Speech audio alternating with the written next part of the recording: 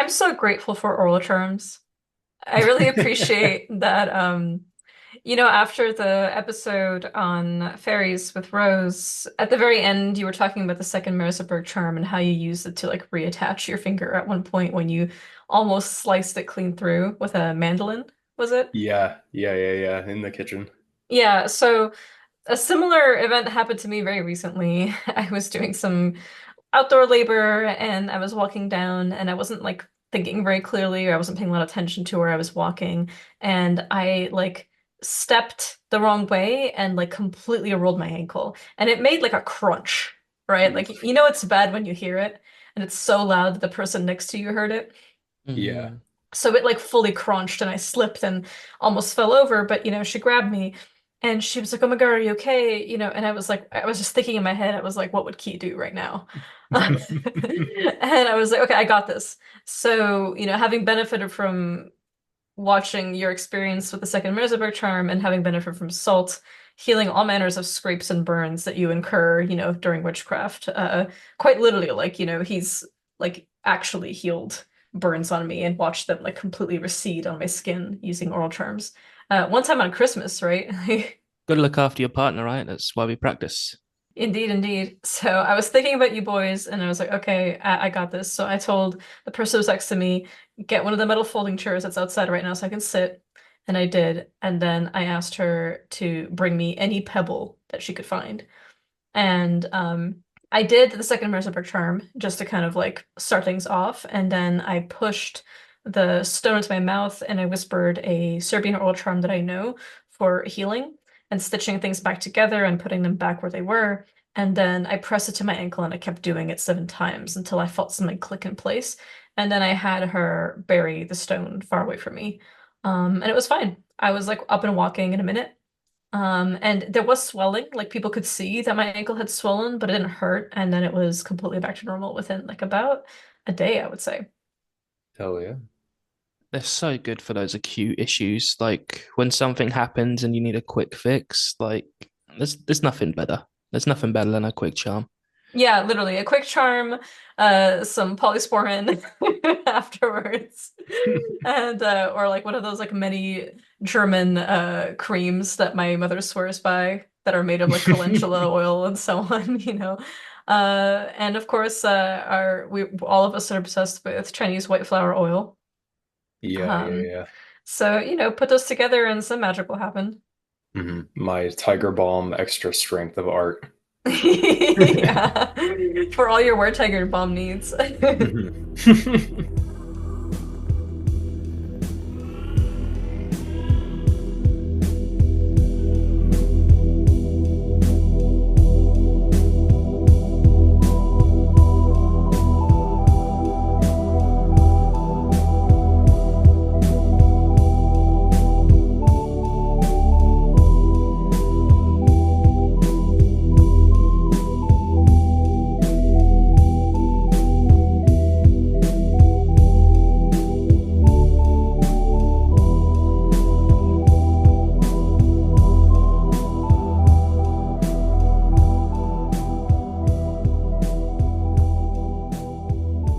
Be not alarmed at the frightful howls which you may hear. It's Sfinga, salt, and balancing your humors key. Yeah, that's right, boys. I'll let the blood from you. Oh no, not bloodletting key. Every time Oh you drop man. another random BDSM reference and people go fucking nuts in our DMs.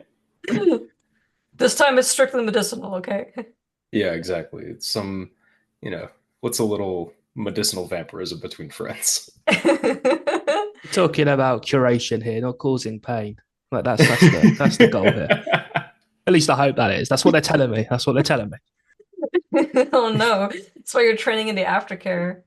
It's a little bit of column A, a little bit of column B, Bad Dom, sit, heal.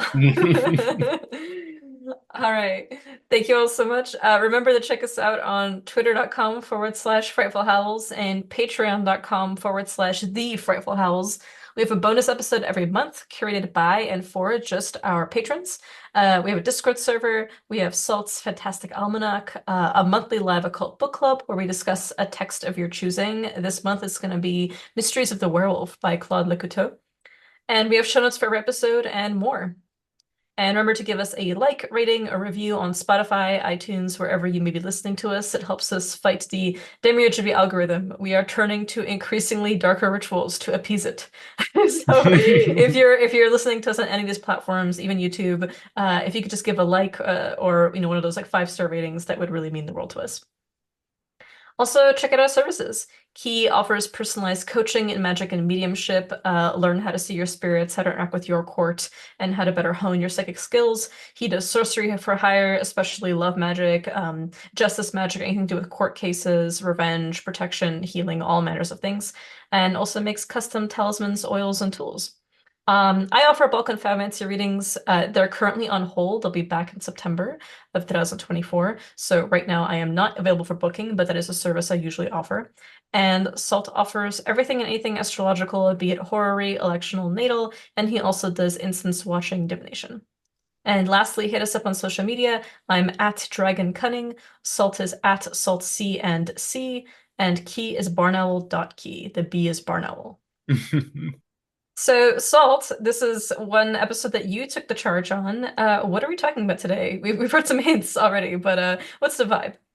Yeah, so I kind of wanted to talk about magic and medicine, and healing in general, really. And I feel like the best place to start would kind of be to consider the different modalities that are present, because when we talk about healing and magic, right, like there's a degree of engagement with formal medicine, especially traditional medicine. But obviously there is also overlap between contemporary as well. Like, certain ointments that are popular in a culture are going to become like the modern folk equivalent of what used to be this set of herbs and so on. Um, as you mentioned, right, like your mum swears by certain oils, like that kind of thing, right? There's also room for engaging with that, magically speaking, as well. But in that respect, I kind of wanted to start off on that topic, like talk about the modalities and how magic engages with those. Because magical healing is obviously the most defining and relevant to our interests, and I think we're gonna talk about that a lot in the second half of this episode as well. But I think it's also important to explore what we might call secular forms of traditional medicine as well. How secular they are, obviously, being up for debate. But that's because magic is oftentimes entirely distinct, but other times really deeply interwoven with these notions of traditional cure, and that can take a lot of different forms. And this element of distinction is important, right? Because, for example, when we talk about Galenic medicine, we have a very robust system of cures based on sympathies and antipathies.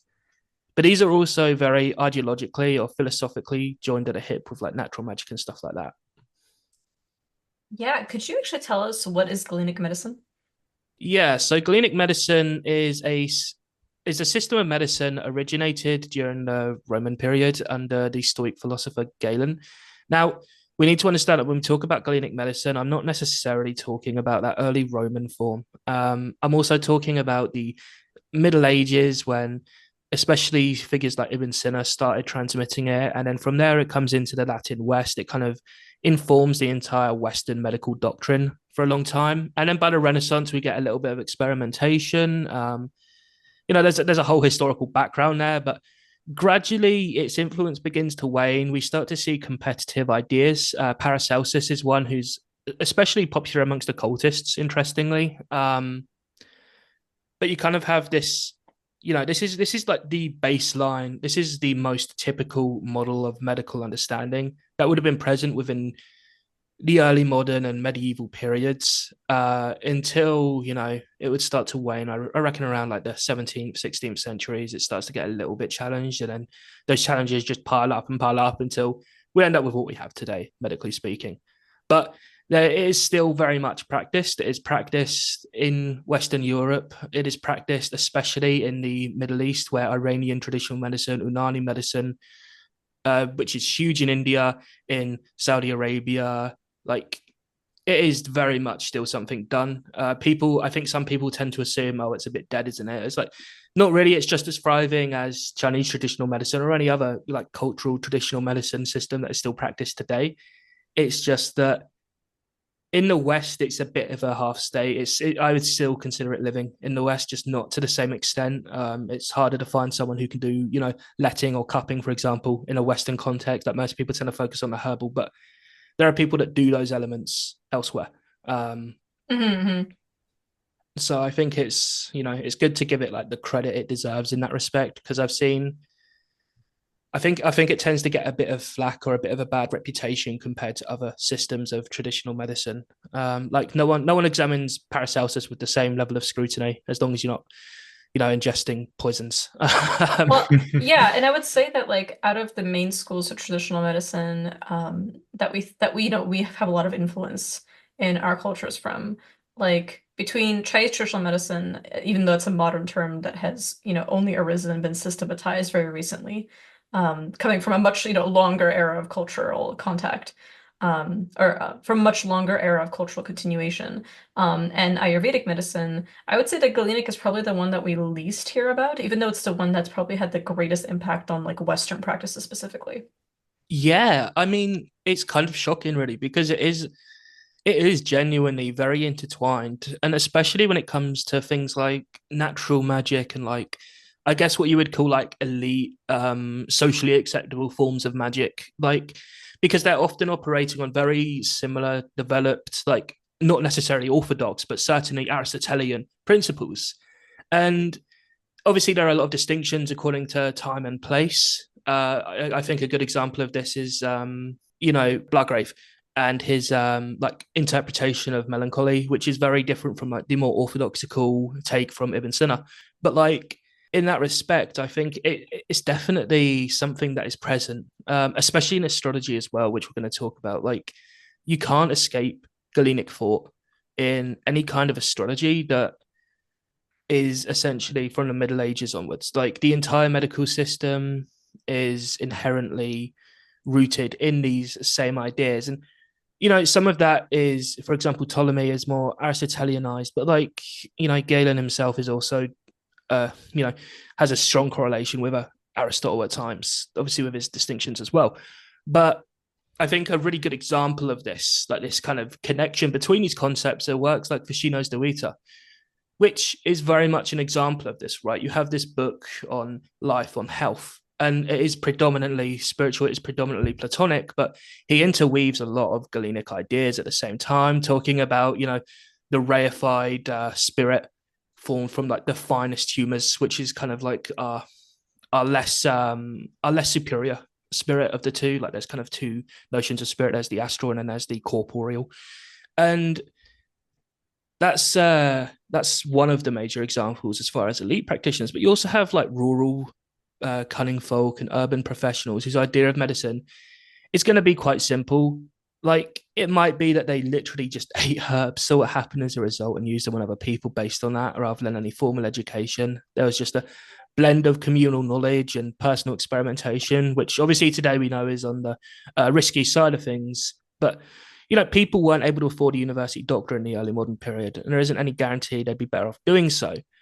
So this is one of like the social and cultural roles that cunning men would play in the period, and sometimes, quite often, in fact, they were at odds with the Galenic orthodoxy, but they were also appropriating those same ideas. Like they kind of drew on them at the same time, and it's really interesting me. It's really interesting to me actually to see that happen because today traditional medicine is usually resorted to when conventional medicine isn't available to people or isn't able to solve a certain problem, like chronic illnesses in particular.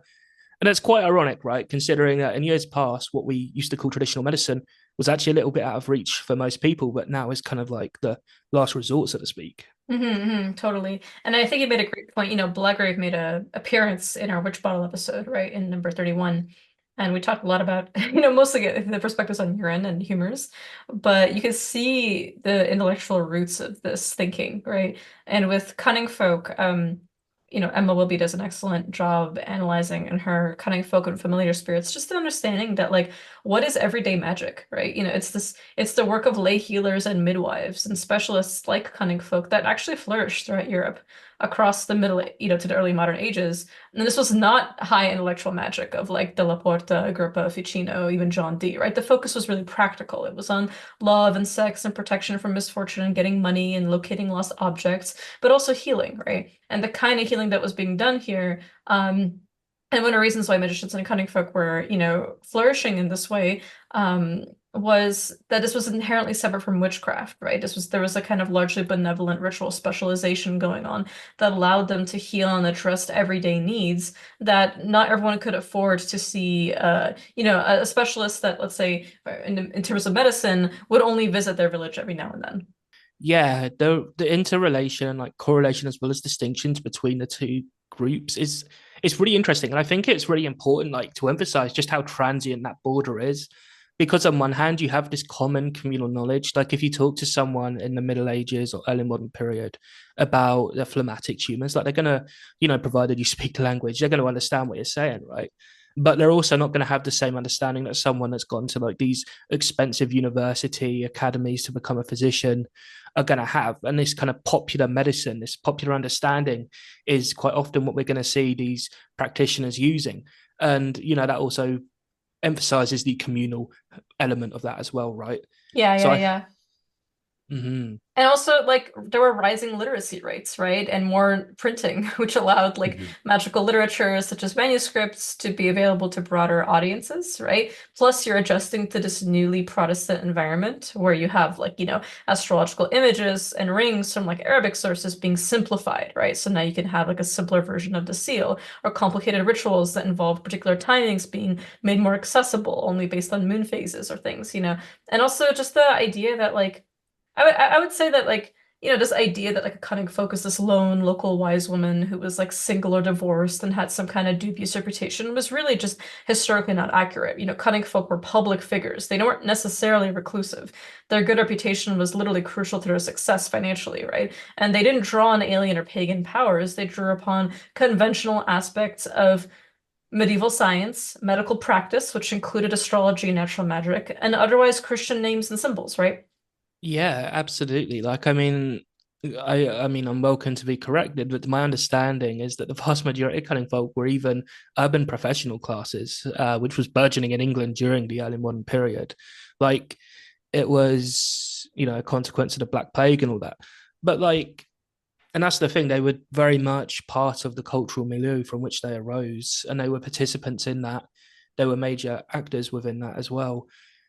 And I think it's really important to keep that in mind. And I think it's also valuable to understand some of the differences at the same time. Like someone using herbs to cure on their own, just based on the virtue of the herbs themselves, is a little different to a practitioner who's trafficking in the souls of the plants, cajoling them to heal someone from psychospiritual or physical maladies. And these distinctions have always been present. They're not always cut and fast, but like I think a good example today is like Taoist medicine. It's not really what we would consider orthodox TCM.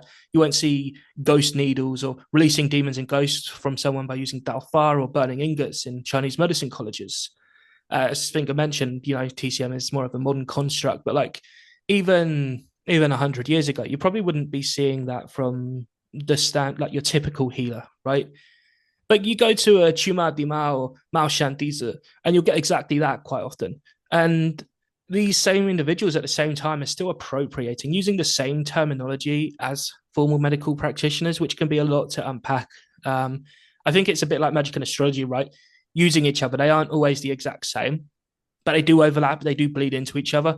So I don't think it's a requirement, strictly speaking, to familiarize oneself with these like modalities as long as one's practiced, one's spirits are capable, and as long as one kind of knows what is sensible. Like there are some things that aren't safe, even if you're trained, let alone if you're not.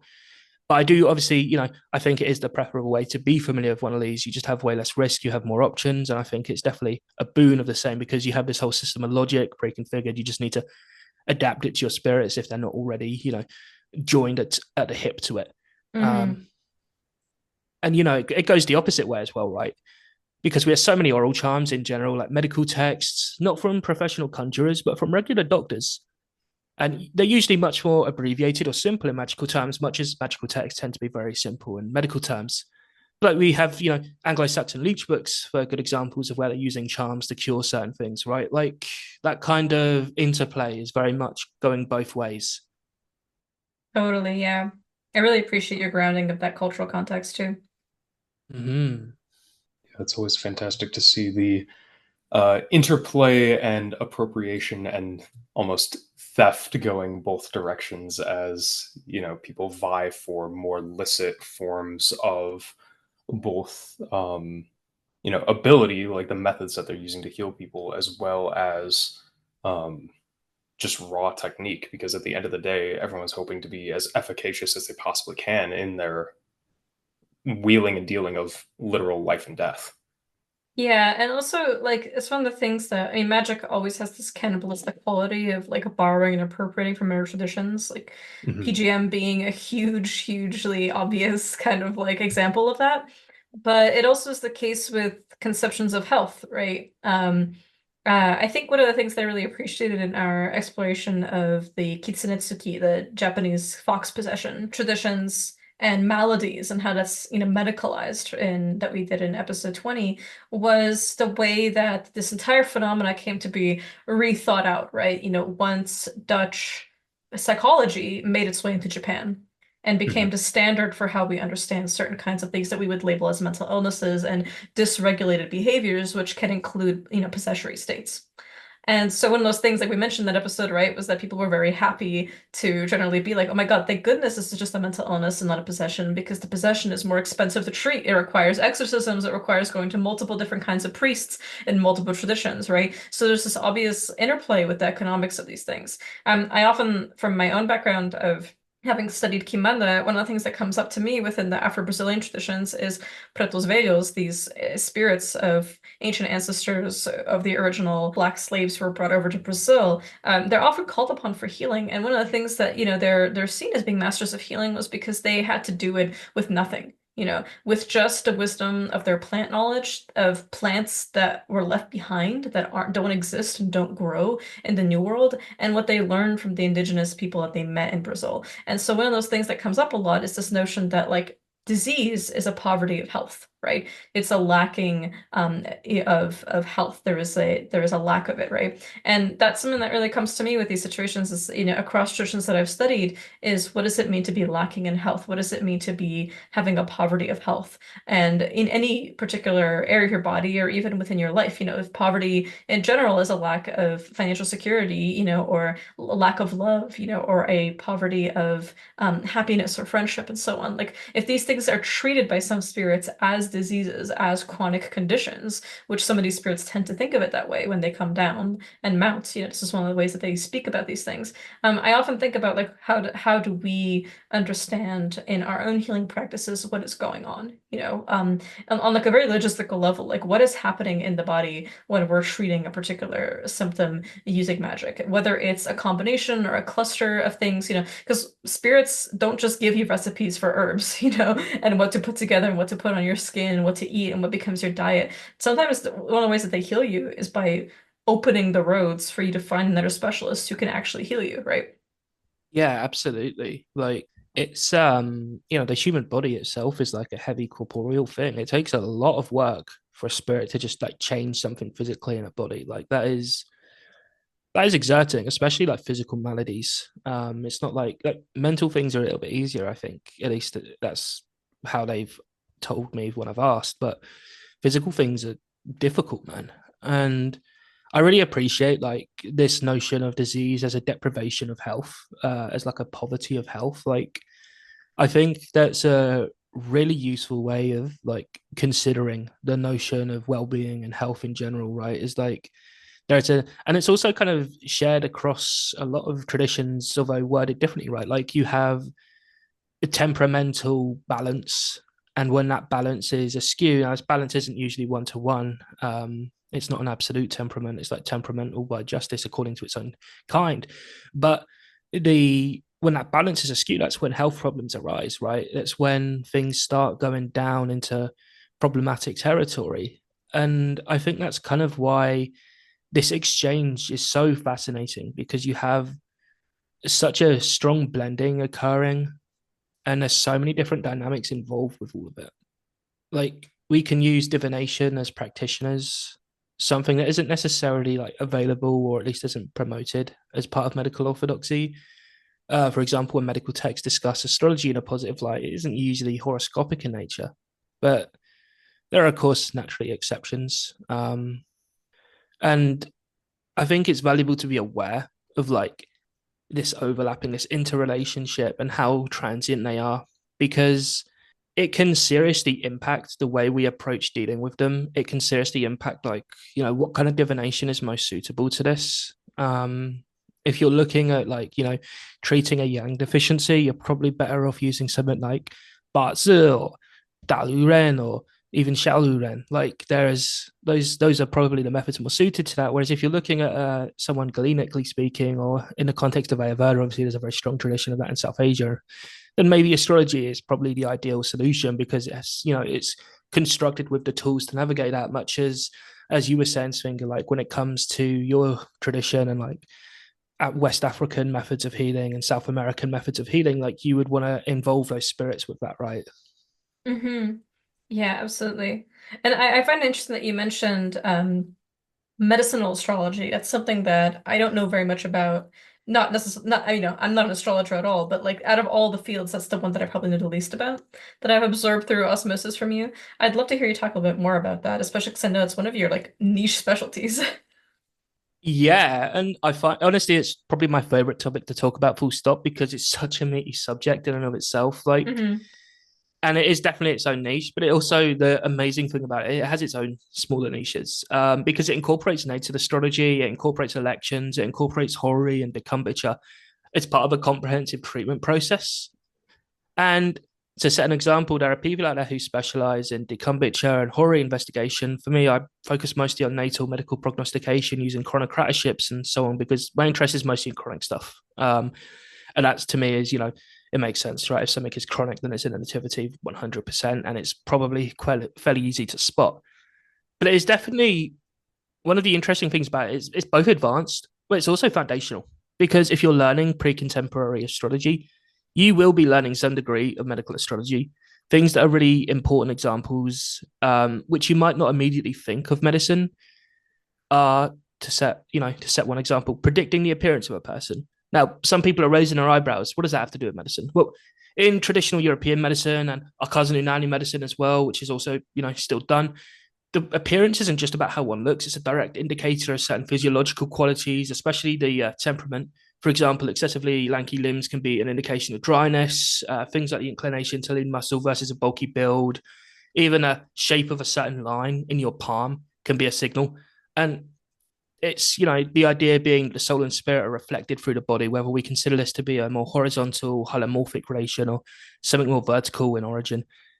But it is one of the things you will encounter in astrological literature when dealing with nativities and decumbiture charts and pretty much any other topic. If you've got something in a 6th to 12th axis, then there's probably some kind of health issue indicated. Whether or not it manifests, that's all dependent on the basics of prognostication, but you kind of can't escape the most foundational concepts of medical astrology.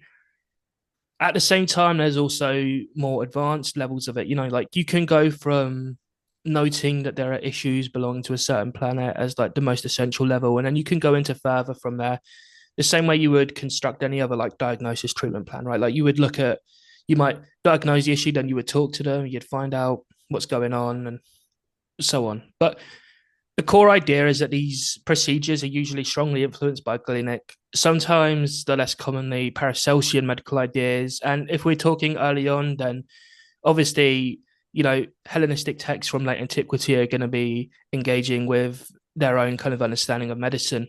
But I think the kind of emphasis is that there's such a wide array of approaches, and medical astrology is just jam packed with different forms and different methods. I haven't even mentioned like South Asia and Ayurveda. I don't want to neglect that. It's not really my place to speak on that. It's not something I'm really familiar with. But I mean, even modern astrology, right, and its correlation with like psychological stuff like that. and like 19th century Victorian early psychology, there's a really strong like relation between those as well.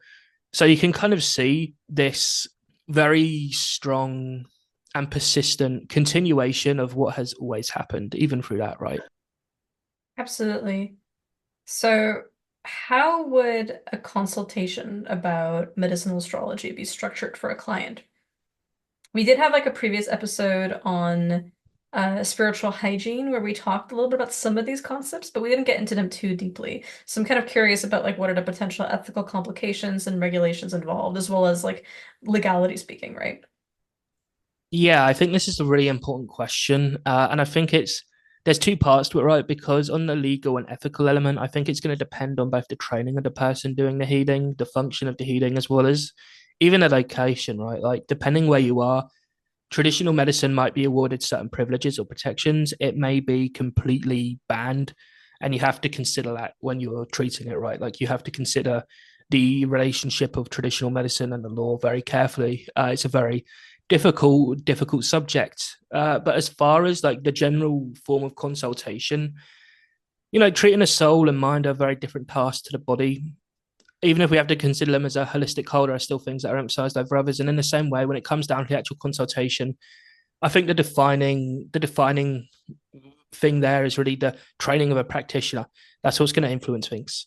So, how much influence do we put on conventional methods, such as traditional medicine, when we're using magical or spiritual means? Do we go through a typical routine and consultation followed by the actual astrological prognostication and examination? So, for example, I could take the wrist and use the classical methods of checking the pulse, see if the pulse is thick or thin, swift or slow, the general rhythm it possesses, the fullness and emptiness, even checking the stiffness of the vein. And if you're trained in that, then we might present the usual questions you would field to someone when assessing their symptoms or their condition. You might even introduce spiritual methods at this time, right? For example, when we're looking at the pulse and we want to see the rhythm it possesses, does the rhythm of that person's pulse resemble Mars? Does it resemble Saturn? Is there something else going on? And that's something you won't find in traditional medicine of an orthodox nature, but it's something we can look at as practitioners. We can look at the palms, at the physiognomy, alongside the usual investigations. For example, what's going on with the line of life? Does this correlate to the symptoms? What's going on here? So if we're formally equipped with those skills, and we can supplement with the esoteric or occult, and I think that's generally speaking a good way to go about it. And we could also use like the above and astrology to see how severe a fever is. We can look to both the nativity and a decumbiture chart when they took ill and use those to investigate. Doing this in conjunction with the formal procedure, looking at the outcome of the fever, causes that might not be mentioned by the patient explicitly, or other risk factors involved in that. But ideally, there's like a whole procedure or set of procedures to investigate, and one that's based on dialogue or conversation. It needs to be treated very carefully. I appreciate that emphasis here on like the actual dialogue that you're constructing with the patient, as it were, just as you would if you were in any other sort of medical setting, right? Because ultimately we can dig into people's psychic guts with whatever divination we so choose, but it's kind of ethically within the scope of the uh, investigation and within the scope of actually healing a given person. Yeah, absolutely. I mean, there needs to be a way of learning things directly from them, right? So that they can be addressed if possible. Like if you see, hey, they're doing this behavior in some kind of chart and it's aggravating this, but they're not going to bring it up themselves. It's going to be, there could be complications in bringing that up. Sometimes you'll have to, sometimes though, it's like a fucking terrible idea, depending on what that thing is, right? Like there are some things that kind of, they're not saying it for a reason. So Mhm. I think it's definitely like the dialogue, as you say, is really important. And it's a way of solving these problems. And that also relates to treatment as well, right? Like we need to talk about treatment. There needs to be conversation around that. And that's also, I think, where like esoteric practices shine, because you can compound medicines based on election. You can perform conjurations over the person. You can use like, magical cures in particular have some really strong utility because it's easy to make them safe. You can fuck up in herbal medicine. You can kill someone because they have an allergy or reaction to herbs, or because they have an interaction with their medication. You can also do fuck all, the dose being insufficient. And the stronger the medicine, usually with herbs, the higher the risk, especially if we're treating acute issues. And that's where things can get very risky. Key can definitely speak on like the chemical elements of herbal medicine there and the risks that are often associated with it. And I'd love to hear your thoughts in a second on this.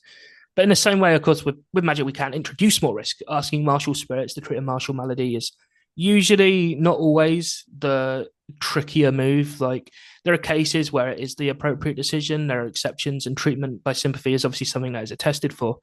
I obviously have my Galenica bias here, but yes, it is usually going to be considered as more aggravating rather than curing, increasing excessive injuries. But no one's being made worse when you treat like a burn with a small charm or waiting to get a full treatment, or a talisman for good health. It's not going to make you sick unless you dive into particulars that are kind of problematic for the treatment itself and are going way over your head.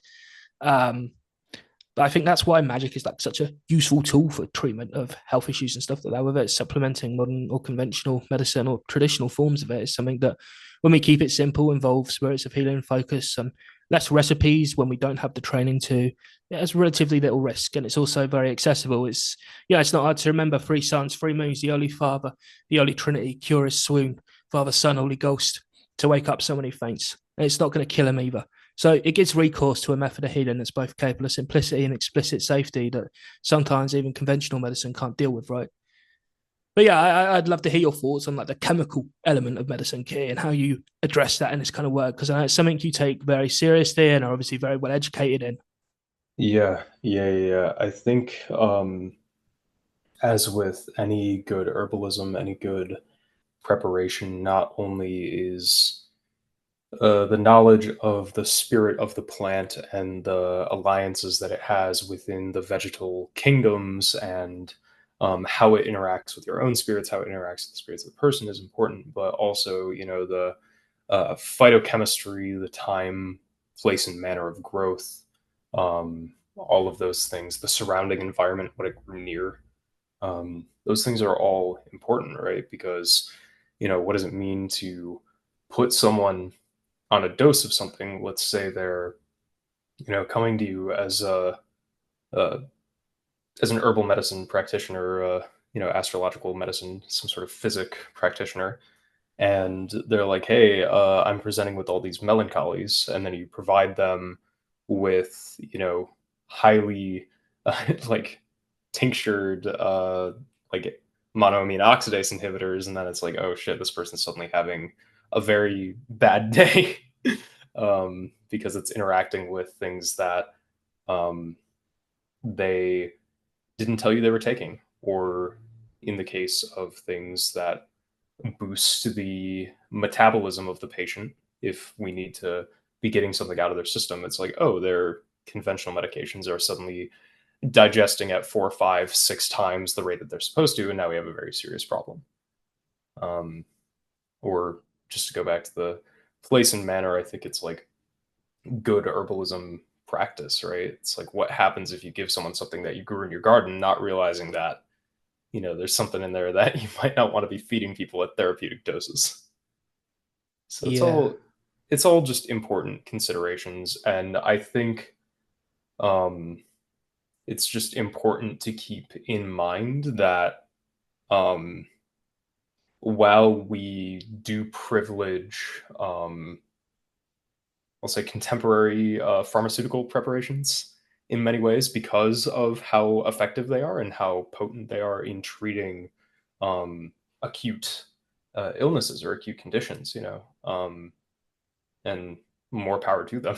Like, it's just a matter of, we shouldn't disregard the ability of these things to very holistically and over the long term fundamentally change how a person works on like a physiological level.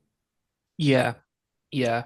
Well, I mean, it has to, right? Like, if we're expecting it to cure things, if we're expecting it to make things better, then there's inevitably going to be substantial change. And with that, that also poses the possibility of risk and, that kind of thing, right? It's very much a balancing act, I think. Mhm.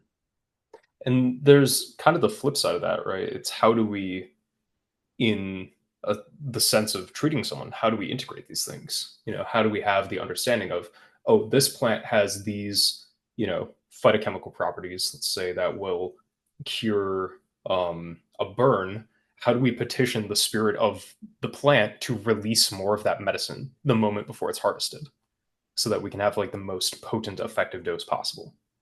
Or Yeah. how do we go to that plant and be like, okay, who is your guardian who I must petition before I pick you? Who is your ally before you are fully awakened, that I need to say a prayer over to get you to wake up to go do these things, to Mhm. give me the medicine that you have in you, right? Like there's the just reminds me a lot of kind of like the Jurameros, like those traditions that work with like ayahuasca and other DMT containing plants and vines and shrubs and trees and things, where you will prepare the medicine for hours and hours and hours and hours of hymns just to make sure that everything goes well, right? Because if you're going to blast someone into outer space, you better make sure that their spirit's okay, the spirits of the plants are okay, that the spirits around the place are okay, that, and you got to really know what the fuck you're doing. Yeah. Yeah. No $10,000 retreat with corporate energy, you know. Or even like in so many of the traditions, it's literally the healer who ingests the medicine and then uses it to heal the person. It's not the patient Mhm. who's ingesting the medicine. Or if they are, it's a tiny dose compared to how much the healer is taking. Exactly, yeah. Using the medicine to shape your spirit that it can shape the spirit of another is just the same in the process, right? It's Hmm. just, and can be even more efficacious in some ways than administering it directly. And like even the way that, and I think this is one of the strong points of magical healing over other systems, right? Is that there's you can kind of treat the spiritual element first, and like it's adaptable in a way that medicine rarely is. Like you can't, we just talked about the risks of chemicals, right? And like how conventional medicine has a lot of physiological changes in the body.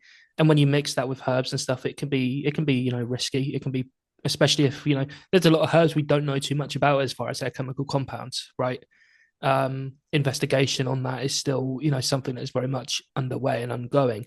So I think that's honestly one of like the things I do love, especially about this. Like as you said, right? Like you're not putting someone as a much physical risk. I mean, there's still substantial magical.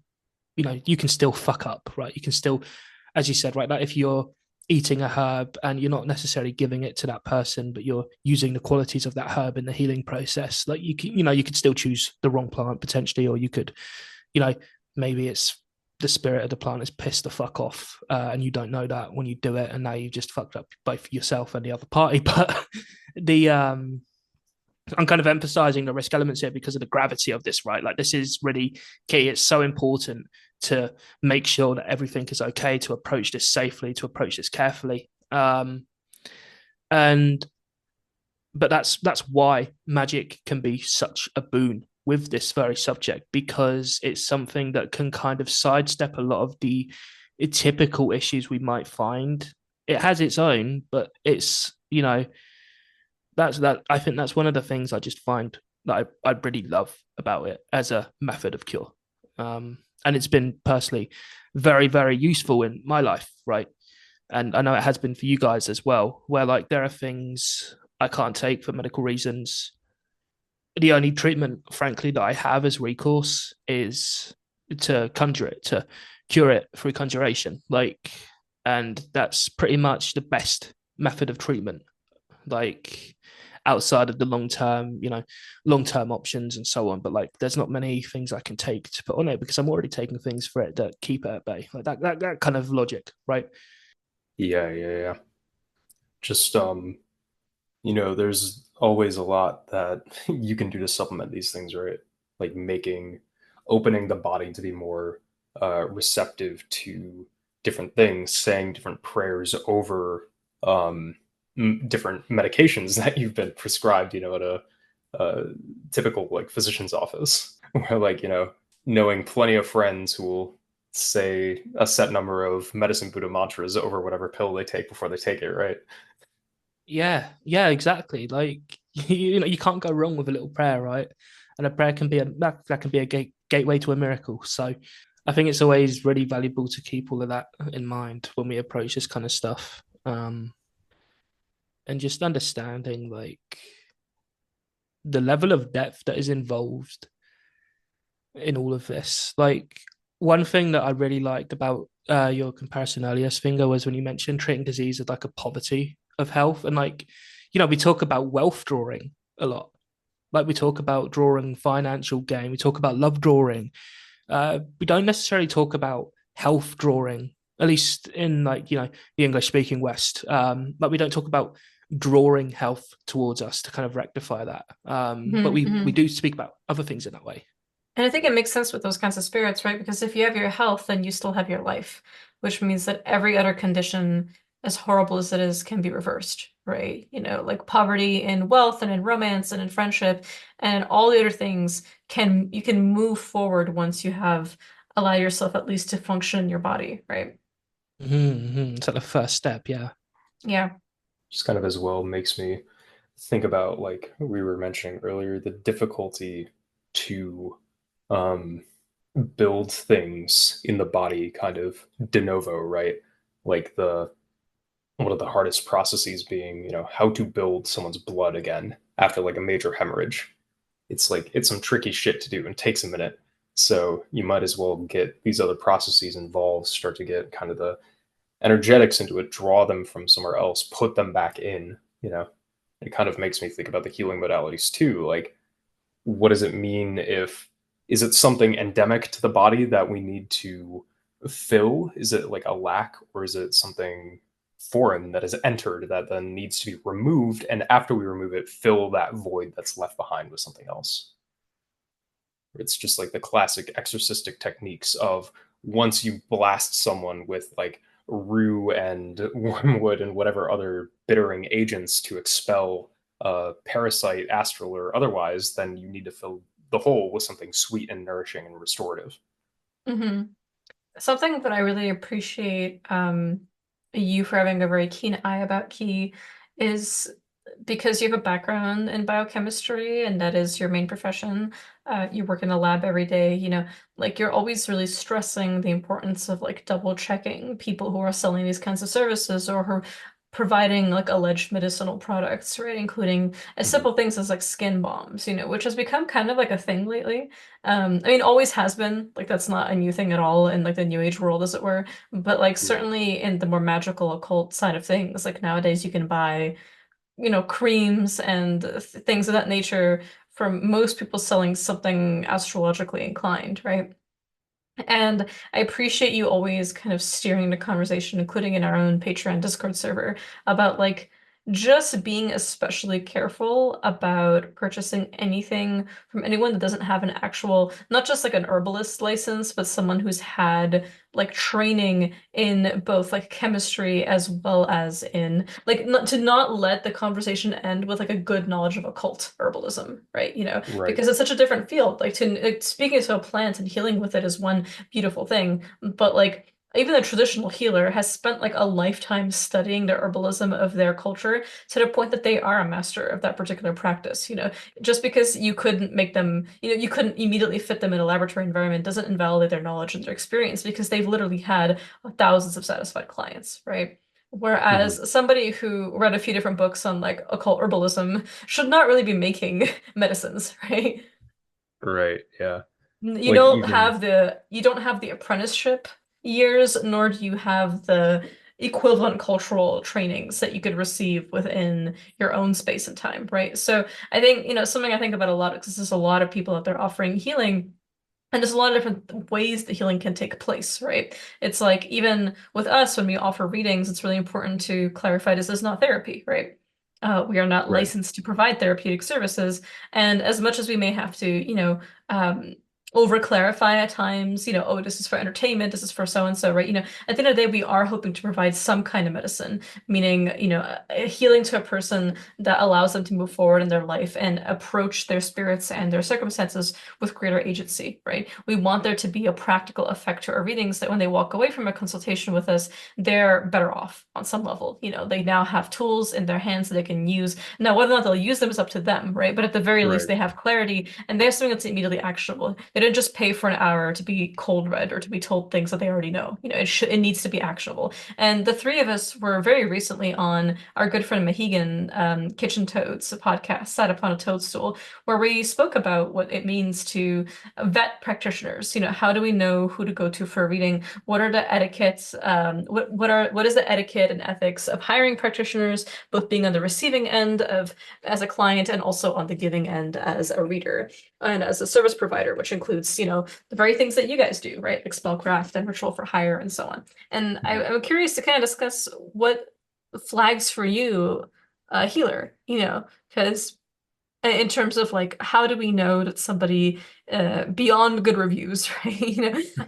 Because in my cultural context, like in the Balkans, the way that someone's a real deal healer is that like their name is on everyone's lips. Everyone has a story of the way that this person through Solivanje Strave, through like it's pouring out the fear, melting down the fear, like the lead pouring divination it's done. Like they were able to exercise things, they were able to pull out elf shot, they were able to cure someone's like deepest anxieties and so on. They were able to prescribe medicinal like plant herbal like remedies and provide them in the correct doses and so on to completely help someone recover from things like evil eye, from things like fear. Fear being like a concept that is incredibly broad, and this isn't unique to the Balkans at all, right? But just the idea of being like possessed or beset by fear, being a major thing. And then also for like everyday household remedies, from the cough to the fever to the cold to like more serious infections, Like this is a thing where like they are deeply culturally vouched for, because if they fucked up, like people would know about it. And there would be no end of speaking about it, right? Especially with the kind of jealousy and competitiveness that occurs between these, professionals. You often get, anyone's hungry for an ability to take someone down and say like, oh, they were actually, not so good all along. So I'm curious, like, how would we do that in the context that we live in online, right? Yeah, I think part of it in the same way is like the reputation that's preceding people, but it's a bit tongue in cheek, but the first thing that came to mind is like, are the plants you're using growing in your garden? No, that's so real. Like, I love all those examples of like the conjurer who doesn't need to know 100, gazillion plants, right? But needs to know the 12 that grow locally. And those are the ones that they have pacts with and know the ins and outs of and know how to grow, right? Like actually know what that is. Or even if it has to grow like wild, if it's still the property of like the greenwood, right? You have to, it's like, do you know how to go find it reliably? Yeah. Can you hunt it down?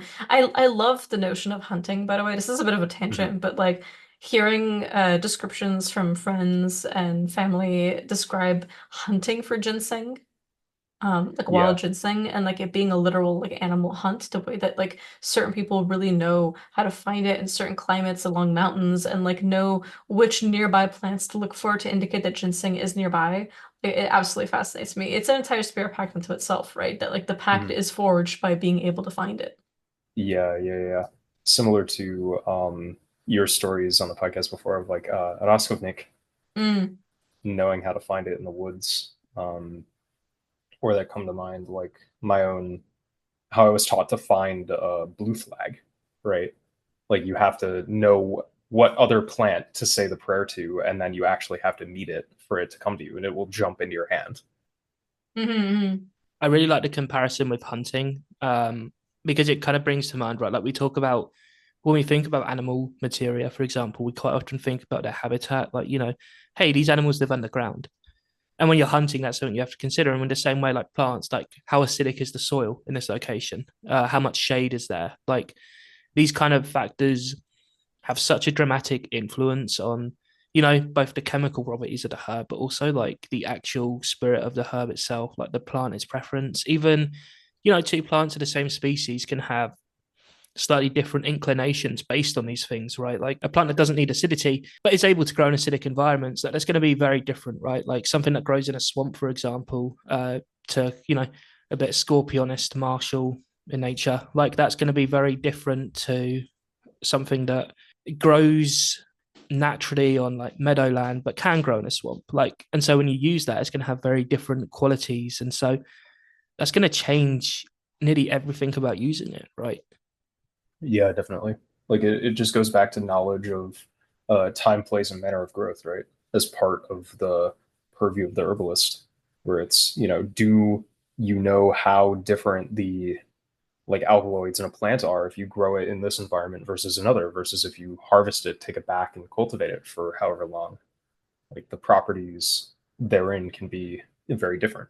So it's part of it as well. Yeah, absolutely.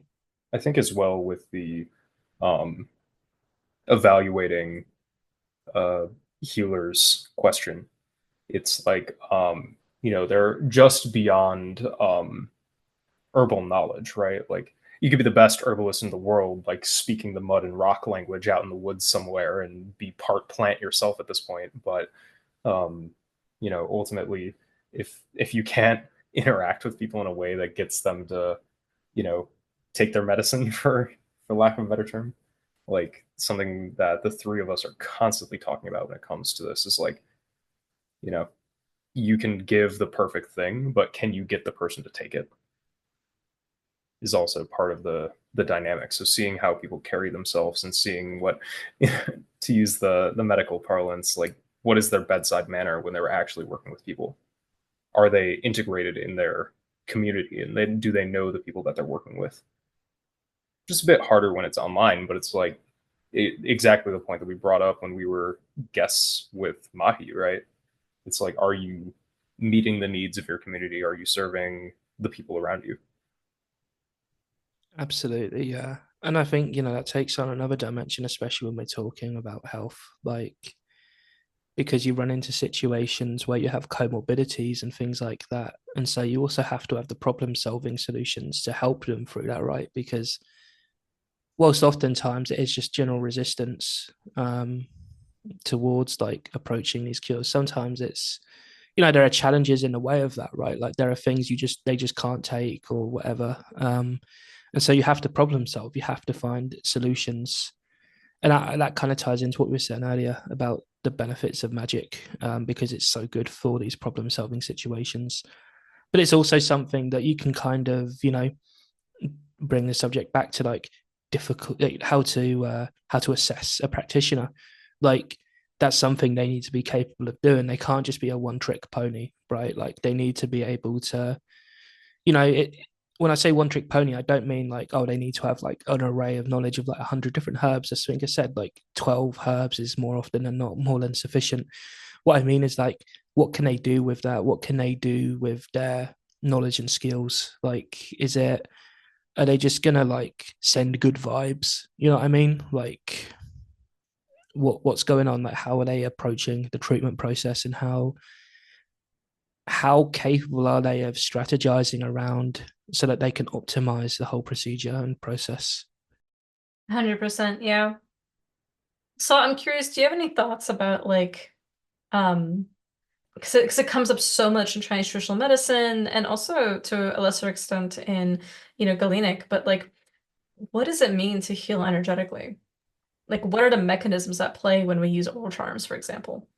So that is a really, really interesting question. And it's so, I think the word energy has taken on a very unique context in the modern day, especially in the West. I think, even in China, like the concept as we understand it in the new agey kind of like way, which is where it has its roots, has a lot of its roots in theosophy, isn't quite the same as like what most people mean when they're talking about chi, at least in a Taoist context. And it's the same in Galenic stuff as well. Like the answer is kind of, if you say is early modern medicine, is early modern magical medicine energy based, my answer is kind of no, but yes, because it is pneumatic.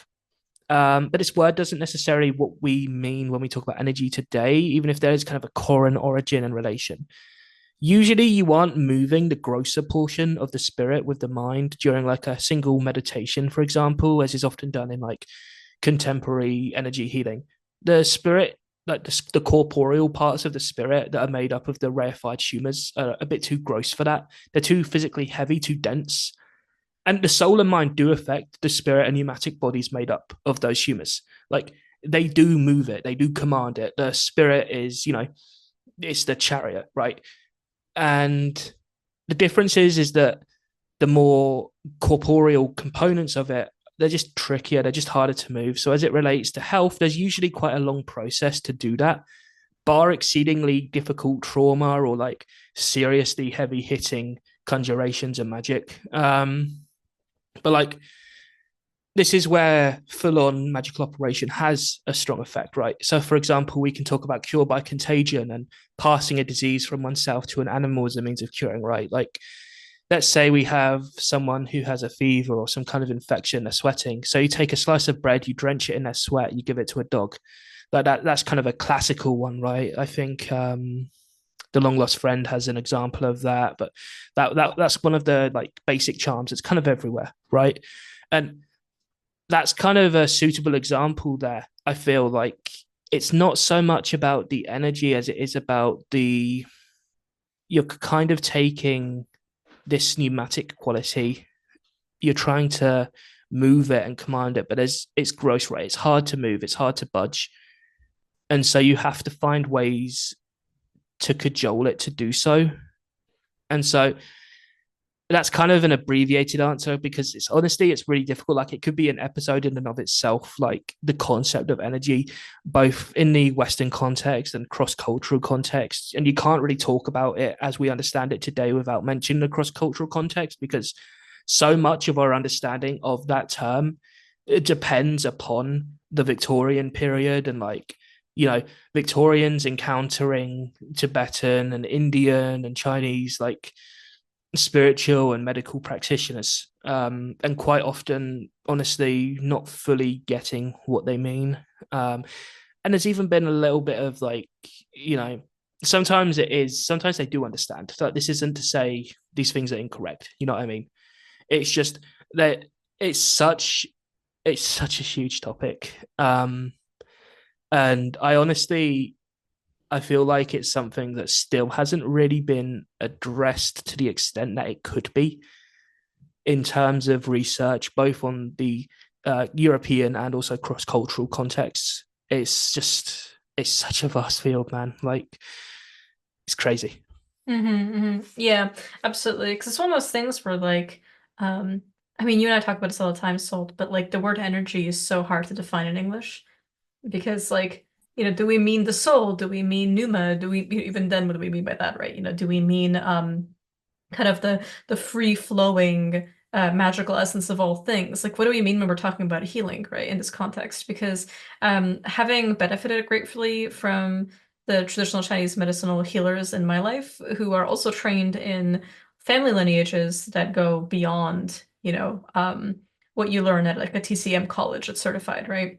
It's remarkable the kind of like intense like attention they have to pay to kinds of spiritual effluvia and where they go and which organs they build and where is there a poverty of one versus an overabundance of the other, and how do they treat that through diet, through acupuncture, through spiritual intercession. Like, what spirits do they call upon when they whisper things into the needles, for example?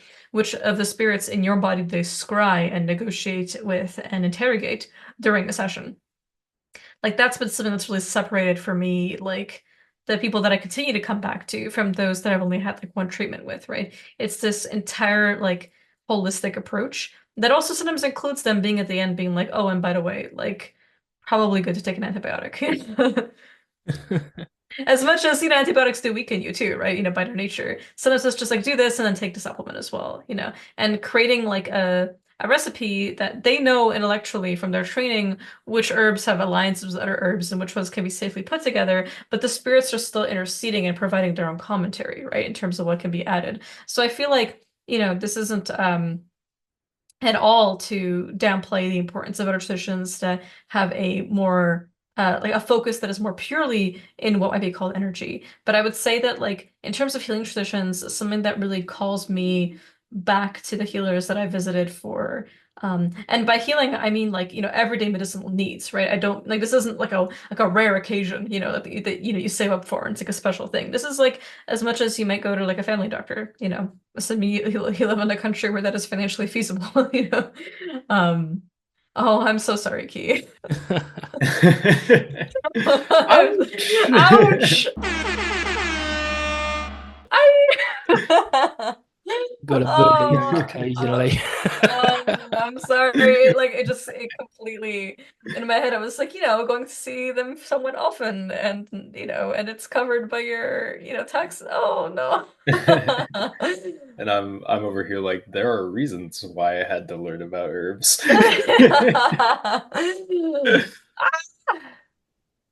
Youch. Youch. But yeah. For But I just sure. mean like it is someone that you could actually see. And maybe Yeah. depending on the country you live in, your insurance even covers it, right? Yeah. But going back to the initial, start of our conversation today, oral charms, man, like no herbs, you know what I mean? No Mhm. anything, just an oral charm and a pebble. Like, we move certain illnesses into stones and bury them in certain locations depending on divination results and be like, well, how many have to go to a tree? How many have to go to a specific kinds of riverbanks? So depending on the texture of the sand and the dirt there, how many have to go to wells or particular millstones, like near where Mhm. there's a threshing floor. These things are also based on spirit pacts, right? That pre-exist you, right? And your particular injury. So it's one of those things where like the fact that like all it took was that pebble and that oral charm also has to do with the nature of what that oral charm is plugged into, which forces it inherently calls on. The fertility, quote unquote, of the power that lies within somebody who's initiated into an oral charming tradition, as I am, that lets the oral charm be efficacious, even more so than using it on its own, right? So there's already this interplay. It seems so simple, and it just seems like you're saying like a rhyme, or a few words, but ultimately it's plugging into an entire matrix of spirits and magical beings that are around you and that are interceding in this way to like stitch back and reverse time and like and speed up the healing of something by quickening your blood or quickening your, particular bodily functions that allow for increased healing, but also allow that kind of miraculous effect of magic to simply like intercede in that way, right?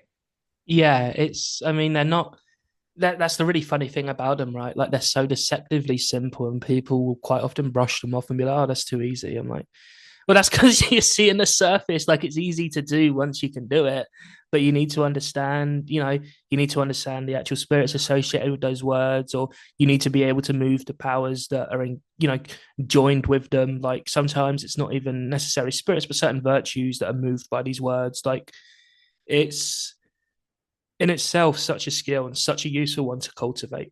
And yeah, we can't get enough of them here at the Frightful House. You may hear. We love to hear oral charms. We We don't find truly those frightful. we truly love to hear them. And it's something that like even the three ladies came from the East charm, one carrying fire and two carrying frost, and it usually like some variation of like out with the fire, in with the frost, some would it be amen, or like in the name of, God the Father, God the Son, Jesus, the Holy Spirit, amen. Like any number of those variations, like what comes to your mind? Like, what is the fertility of your power being stoked by when you think of the three ladies? Like, who are they? Are they the Fates? Are they the Virgin Mary, Mary Magdalene, and Saint Martha? Who are they? What are they carrying? Are they Margaret the Virgin or Madonna of Antioch, Saint Barbara, and also Saint Catherine? Who are these beings that are carrying these flames? Are they particular fairies? Are they particular nymphs? Are they any triplicities of female figures within a culture? And what is the relationship you have with them already, to call on them in this way? It's one of those things where like sometimes they just work because the person says it and it's like striking, two rocks together and the sparks form. It's just the right conditions and they're there already ambiently and it shows up. But sometimes it's like, many years of training and pacts and oaths that are sworn into those things that allow a kind of guarantee that like I call you and you respond. And there's obviously, as we mentioned with many of the episodes we've done where we talked on spirit pacts, it's like the moment you have that, it goes both ways, right? The spirits can call on you and you have to respond. Like if they call you to the wild hunt, if they call you to their balls and their particular, soirees at night, if they call you into their worlds and their palaces in the spirit world, you also have to respond, even if that means never really getting a full night's sleep again. Do not come. The two werewolf boys are like silently crying. Conscription. The oral Yeah. charm that your spirit says that is like, make me a lavish offering. Ooh. And then you do have to do it. Mhm. When you're out and about and they want you to recite those conjurations that conjure up a feast, like like you find in the Munich Book of Necromancy, and it's like, oh, this isn't for you, by the way. This is just for us. We're just hungry. I'm just like, oh, I see. Fair play. The yeah, this is I think what makes healing specifically like such a fun but also like intense set of practices, because it touches on everything. Like I mentioned earlier, how in astrology it touches on every niche, but it's also the same for magic. Like there's no system of magic out there except maybe like the most fucked up evil, like genuinely, like not because it's witchcraft, but like just because it is evil, like the most fucked up Malefica based systems where you can't heal or something like that. Outside of that, pretty much everything has a strong emphasis on this capacity for health and healing. And quite often it runs the whole gamut. Like you will learn skills at every single step of your practice to address health, to address healing. Like natural magic obviously is very orientated towards that. But then even in, ritual magic, you have forms of image magic intended to cure like the sick or certain illnesses and so on. Like there's spirits who can teach you to do that. If you're conjuring the Seven Fairy Sisters or Mikob, for example, like they will teach you herbal lore for curing people, right? And that's one of like the big things when it comes to spiritual and occult healing, is it touches on every single skill and it also demands that. So it's really important that someone who is doing healing isn't just like that, isn't their only thing. Ideally, they are capable of other things, even if they don't do them for others. Yeah, absolutely. It's such a good point. There's always a trade-off, right? And sometimes like healing is not your choice. Like, you undergo some kind of serious illness, the spirits patch you back up, and then they're like, okay, now you're gonna do this for other people. Yeah. Yeah. Like sometimes that's part of the process, right? Like that's why they gave you that power in the first place. There's an exchange going on. Mm-hmm, totally. Your body, in some ways, becomes the talisman that is the memory of that process. But Absolutely. Yeah, it's the thing that anchors it together. Like it was done before, it can be done again. mhm. So I wanted to ask you guys, we talked a little bit about healing itself. We talked a little bit about like, not in too much detail, but the kind of broad strokes of the methodologies underlying it all. What kind of spirits do you recommend that are kind of, spirits who are very accessible patronage wise, right? Like Raphael, for example, or like other saints and similar figures. Like, who would you recommend that people engage with if they're interested in kind of developing these skills? Because, it's always important to have patron saints or patron deities of professions, right? Like the fisherman has his patron saint, the cook has his patron saint, and so on. And obviously, physicians have always been very closely patronized by their respective deities. What's the apothecary symbol today, right? What's the who has the caduceus as their symbol, right? And in that same way, I want to ask you guys the same kind of question: like, who do you recommend personally? It's that's a good one. This is a lot, honestly. There's many spirits that I would turn to for healing, and most especially the ones that I'm closest to, right? It's like one of those things where like even if a spirit isn't set to patron this particular act, if they are close to you, they might be the first one to go to anyway, right? Like, Yeah, for Key and I, Aphrodite has become such an important patron that we turn to her for way more than love and friendship, and alchemy and all the other things that she patrons, right? But like the things that you wouldn't necessarily think to go to her for, she's our first that we go to, because she's also someone that part of our pact is being public about our love for her and about our relationship with her now after our experience, right? So this is not like one of the many spirits that we can never speak about publicly or traditions we can never acknowledge that we are involved in or have initiation in. This is one where like being public about it is part of it, right? Kind of like Cynics, but like he loves to be told in public that he's great, right? So I would say a lot of the ones that I go to personally, probably not ones that I'd mention in public, but one that I would say, and I know it's a bit of a cliche, I know because they quite literally patron this, but Cosmos and Damian, or Cosma y Damian, as I call them, Sveti Vrachri. So these are the saint healers, saint doctors, saint shamans, sometimes depending on the translation of what we mean by that term, Vrachi. They are immensely popular, obviously, in the Christian tradition as those you go to when you're sick and when you need healing. And they lived in a village near Rome where they helped the poor and the sick, people and animals alike, and they also converted many to Christ. When the Roman Emperor ended up having soldiers arrest them while they were in captivity, they ended up healing the emperor himself, at which point they were released, right? And there's a lot of really interesting oral folk charms and stories about their relationship with each other as twins and so on. But they are definitely very accessible. They are absolutely, it's said that they shared their gift of healing without asking for anything, like which is actually quite typical in a lot of these traditions, right? Is that there's no payment incurred for these kinds of healings, especially in the Balkans. So they were known to not charge for their services, right? And as a result, they don't ask for much in return, right? They do ask for prayer for sure. They do ask for veneration. Certainly, one of the things that you could do for them is offer masses for them at church, or light candles that are icons, or make a pilgrimage to one of their places, or have an icon corner with their icons set up where you can make prayer to. But like we call them bezsrebreniki.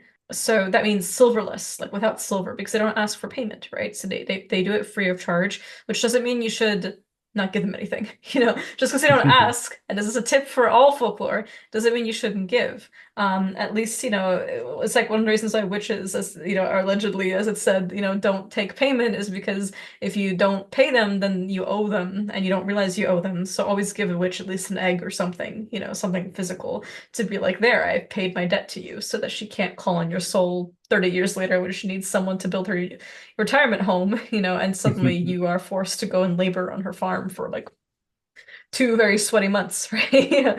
Yeah. Yeah, there's a lot of great prayers for them you can find in both the Catholic and Orthodox traditions, and they have a mean left hand. All saints have a right and a left hand, and just as they cure, they curse, right? So there are also those that are gone to in witchcraft for giving like tremendous illnesses, physical diseases, as well as like spread plagues and so on. Like they're definitely ones that people would go to for all kinds of nasty magic that affects their bodies. But yeah, they're uh what's interesting though is there's a tradition that says that Cosmos was angry with Damian for accepting a gift from a woman that they healed. And so he ordered that they'd not be buried in the same tomb. But later on they ended up getting put back together, their relics. So in that case, like he really didn't want any payment. So when I say give payment, I don't mean to them. I mean to the causes they care about, right? So when I do work with them, as a token of gratitude, if it's not going to church and praying, it's or for the Catholics, doing a rosary, that kind of thing, I would absolutely make a donation in their name and honor to some kind of philanthropic organization that deals with providing medicinal access to communities in need, and especially children.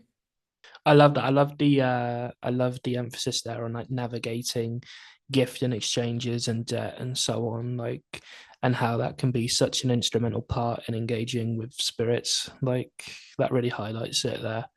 And yeah, honestly, I've seen like your work with them and the healing it's produced, and it is very much incredible. Thank you, thank you. How about you, Key?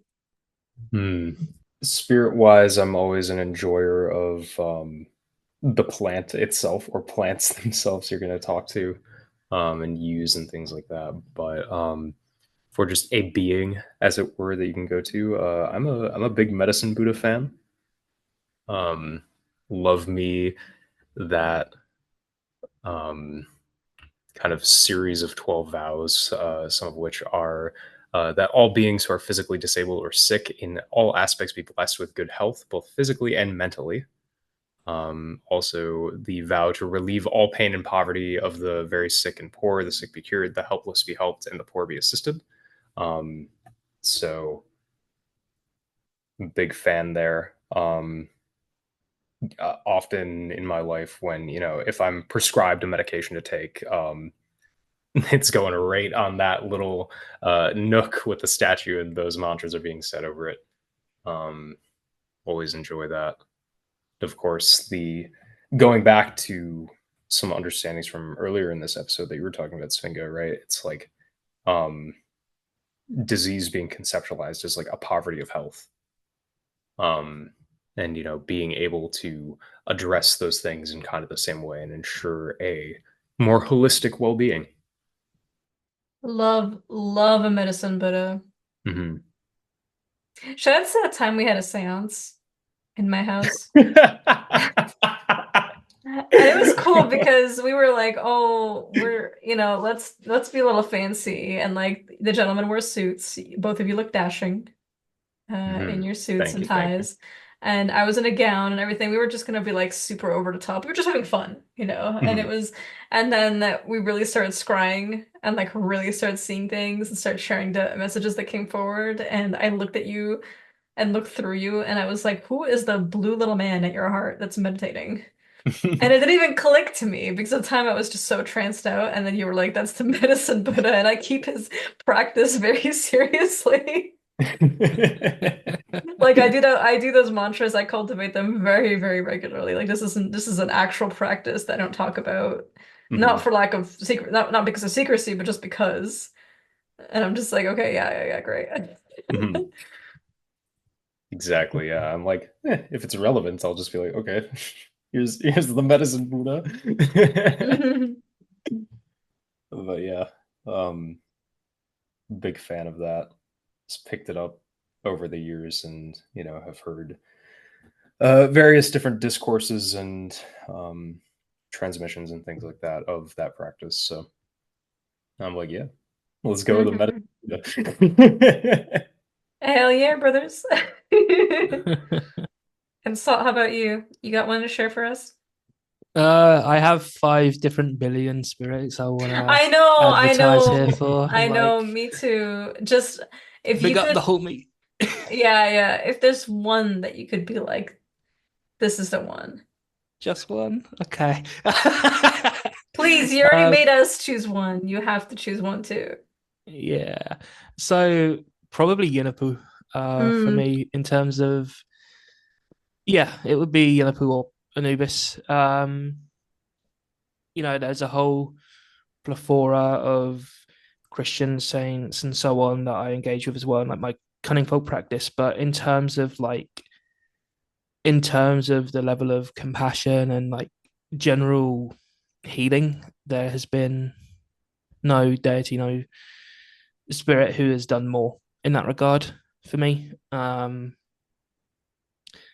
And he's not just a patron of the dead; he's also a patron of people affected by illnesses caused by the dead, by spiritual illnesses. Like if Whipplewet is above the horizon, he is walking within the underworld and navigating things of a less visible nature, which many diseases are. Right, like how many diseases are obscure? How many chronic diseases do people deal with that people don't see? Right, and in the same way, just as he is the master of those things that are unseen, so he is also the master of navigating those, of healing those, of helping people to deal with those things. And there is nothing that he does not see in that respect. And so there's a immense sense of comfort and cure that comes as a result of his intervention. And also like just the general like brilliance and compassion that come with that. fantastic, boys. Well, thank you so much. This was awesome. Really appreciate Salt as ever your wisdom on these matters and just the opportunity to contribute to just some general understandings of healing and magical traditions, and also in just like not being shy about using spirits and magic, not just to create the kinds of miracles that we need for our health and to better it, but also to open roads to find the specialists and find the programs that are cheap and are subsidized or are financially available to us in order to get the help that we need, right? Definitely. Whatever form it takes, as long as you're getting better. Yeah. I love telling the story. Someone very near and dear to all of our hearts who performed like a pretty serious road opening conjuration to try and figure out what was going on with a chronic condition that no one had diagnosed before and no one had taken seriously, which unfortunately is not that unusual for women, right? Oftentimes the medical system absolutely just doesn't believe us when we talk about the pain that we feel.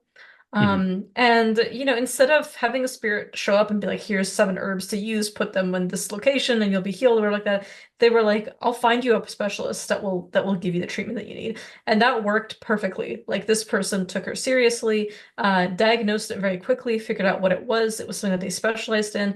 And after a very quick and not particularly invasive surgery, like she's been free of that issue since. Mhm. So it's one of those things that like healing can manifest in many ways, including putting us in touch with the right people that can help us, right? Even sometimes putting us in touch with the right diviners or the right spirit pacts or the right particular paths. Hmm. Always love that story. Absolutely. You know who you are, and we love you. Because we know Love you listen to these. you. We love you. Big hearts. All right. So let's look at our Akashic records. Key, you had a really good one. Yeah. So today I have Moro da Criola's Caboclo Kaininde. So we're going full Jarema mode with it. Yes, Caboclo Yeah. Jurema, let's go. I fucking love those Mhm. songs. Like I don't not a tradition I practice, but I love listening to Caboclo Jurema, like Pontos and everything like that on Spotify and YouTube. Mhm. Yeah. It's like hauntingly beautiful. I'm like, oh, And you are calling on alien plant spirits. I love yeah, it. yeah, yeah. That and also like Santa Daime. Yeah. Love me some ayahuasca Jesus. Yes. And I had one as well that you and I have referenced many times as like the music nerds of the podcast, like the Wonder Band's Vajrasattva mantra, the 100 syllable version. The mantra that Mhm. you use before you do another mantra to correct preemptively mistakes that you will make when chanting it, or said after a mantra to retroactively correct mistakes you've made, which is such a thing about like healing your own oral charm when you Mhm. stutter, when you mispronounce it, right? When it's not as clear and sonorous or as full of juice as you want it to be, right? There's something really powerful about that. Mhm. Definitely. And lastly, I have Honey's Cheer Up My Brother. Yes. It's just a good one, and I appreciate its good vibes for an episode on healing. Mhm. It's just as important to bring joy.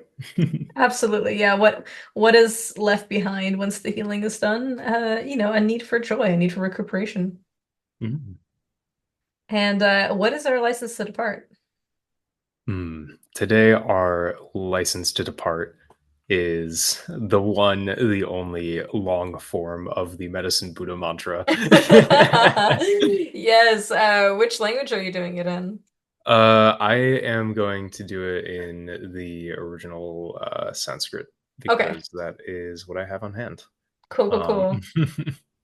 All right, hit us with it. Om Namo Bhagavate Vaishijya Guru Vaidurya Prabha Rajaya Tatagataya Arahate Samyak Sambuddhaya Tataya Om Bekaje Maha Bekaje Rajaya Samangate Swaha.